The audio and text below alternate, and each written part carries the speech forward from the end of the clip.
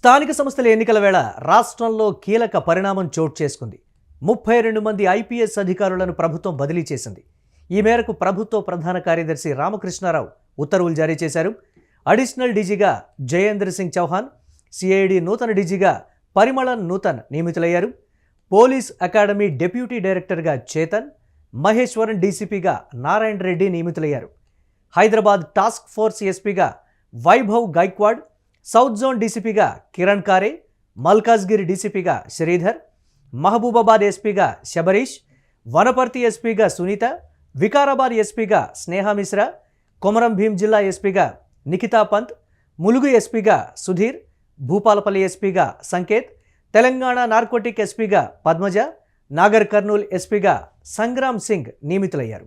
ఇక తెలంగాణ నార్కోటిక్ ఎస్పీగా పద్మ, నాగర్ కర్నూల్ ఎస్పీగా సంగ్రామ్ సింగ్ పాటిల్, సౌత్ జోన్ డీసీపీగా కిరణ్ కారే, మహబూబాబాద్ ఎస్పీగా శబరీష్, ఆసిఫాబాద్ ఎస్పీగా నిఖితా పంత్,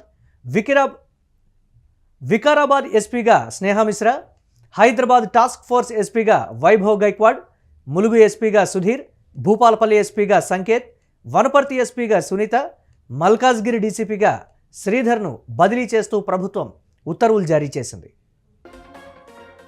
2 మంది ఐపీఎస్ల బదిలీలకు సంబంధించినటువంటి బ్రేకింగ్ న్యూస్ అయితే చూస్తున్నాం.